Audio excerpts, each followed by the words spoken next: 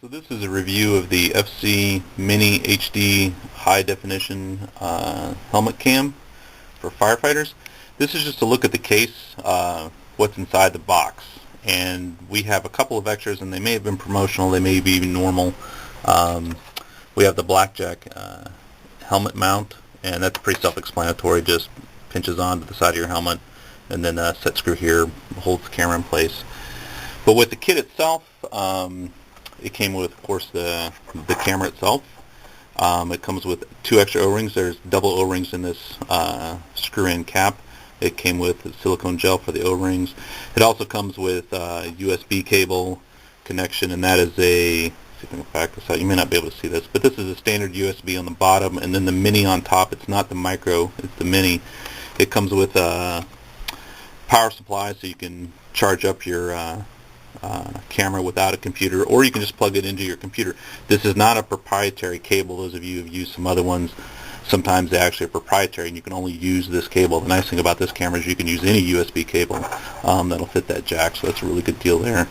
We have a standard tripod mount for the camera, and then your clip just slides on, so you use this clip and that'll just slide into that. It comes with 2 sticky pads, so you can use this one and mount it. You certainly could mount it to a dash. This isn't, I don't think, the dash cam setup. This would not be particularly useful in adjusting. You'd be stuck with wherever you had it. I think they originally intended this to be stuck to the side of a helmet. I can't imagine that would take the abuse that helmets see. This looks like a shim for the sliding jack. I haven't messed with it much, so I don't really know where that goes. Comes with 2 batteries. Again, this is the mount for the jacks. Comes with 2 rubber straps to mount to other various objects. They call this magic tape or magic something. This is just Velcro. I don't think they can use the copyright name Velcro, but that's what that is.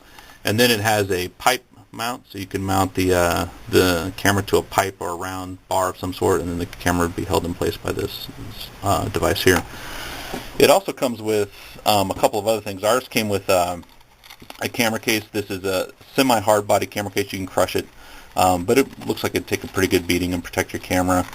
It has this belt loop. I've used these belt loops on other devices and they rip off immediately, so I don't know that I would trust the belt loop to hold, certainly while I was working. It has a clip lanyard that goes to the case. This is just some chintzy plastic, and it came with the case. I don't think this is something they would have designed for the kit. Also with the case are the camera loops for a 35mm style camera, so you could clip this to your chest and have it hang off. And again, you would never use this with the current camera, and I'm not sure you'd use this with the case. The case is a really nice case if you dropped it in your pocket as opposed to strapping it to your hip. The kit comes with 2 back options for your camera. The standard no-hole option keeps it waterproof. This small one, the small hole here, allows some sound to get through. It's still quite muted, but allows you some audio. It then, of course, compromises the waterproof capability. With the back off completely, the microphone's down inside here, records really nicely. So in a room setting, you can take the back off and get good audio. Okay, so here's a test of the sound quality of the microphone with the rear cap removed from the camera. And if I put the camera at some distance, I can still talk and you can still hear me. Here's the sound test again with the audio cap in place. This is the cap with the hole in it. If I put it at some distance, continue to talk, you can still hear me.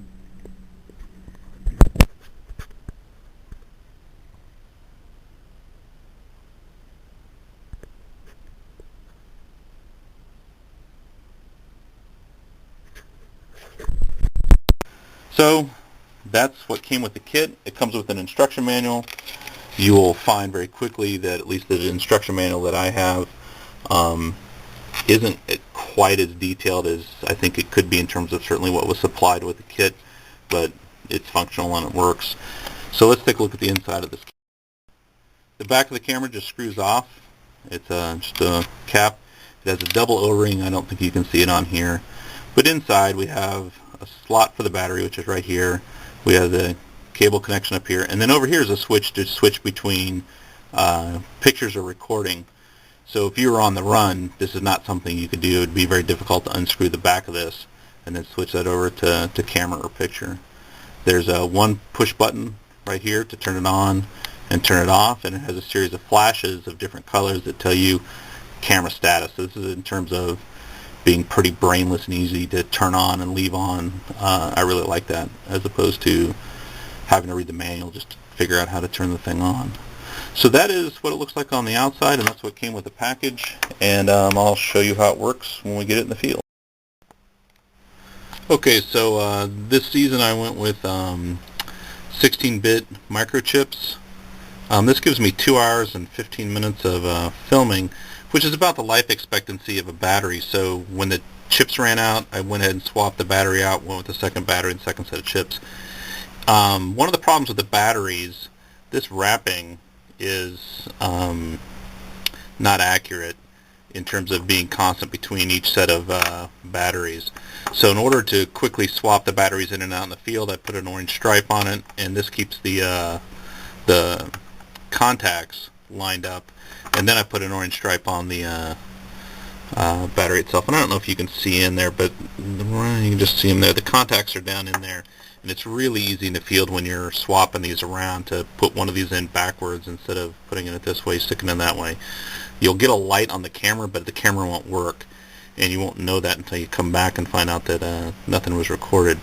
So that has improved my camera taking. In the field, you will still need the Allen wrench if you're going to be out there longer than 2.5 hours, 2 hours 15 minutes to change this out. You'll have to pull this out of the blackjack mount and swap the batteries out that way. So I still keep the Allen wrench with me. I keep the chips in the field in this larger carrier. It allows you to manipulate it a little bit easier in the field. I actually dropped this into into some water and mud and just wiped it off, and it worked really well. So I pull the chip out of here and swap that out with the other chip, and then I keep this big chip in this plastic case, and I still use this case, although it's really close to useless and kind of a pain. I haven't swapped out to anything else yet, but all I really need in the field is like a little kind of a credit card billfold sort of deal that would hold this chip and hold this wrench, so I could swap these in and out and hold a battery. So in my kit, this is what I'm toting around, and when I swap, I just need to swap out my batteries and swap out those chips. So this is way too big. The nice thing about this is I can throw this in my pocket and pat myself down really quickly and find out where I put that when I'm swapping in the field. We have 3 in a row. Right. Let's start here and just move on down. We want him strip. All right.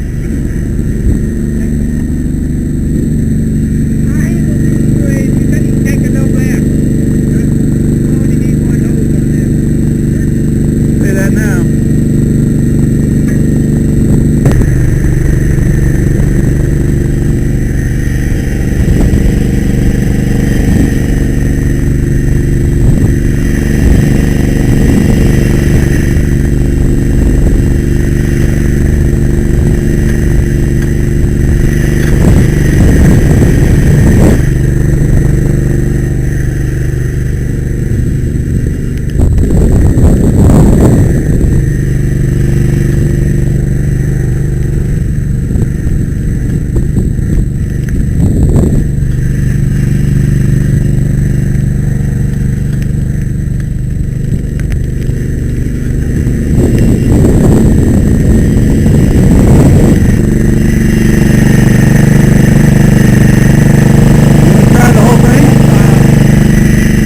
Greg ready over there?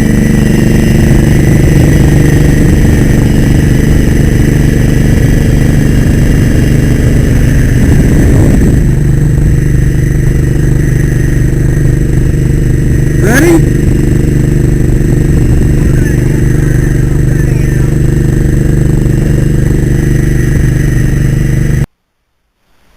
Some final thoughts. I put about 60 hours on the fire line with this last spring, 2011, and this camera really performed. Once you figure out the single push button, it works really well, makes a lot of sense. There's a nice trade-off between the wide-angle lens and the ability to see into the distance. If it's more of a telephoto, it's a little too jerky. If it's too much more of a wide angle than what they have, then it's really difficult to see very far into the distance. This was a nice combination between the two.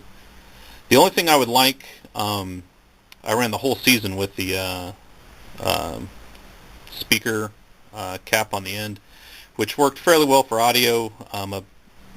Improving that audio ability would be a nice benefit, especially because a lot of the learning situations occur because of a lack of communication.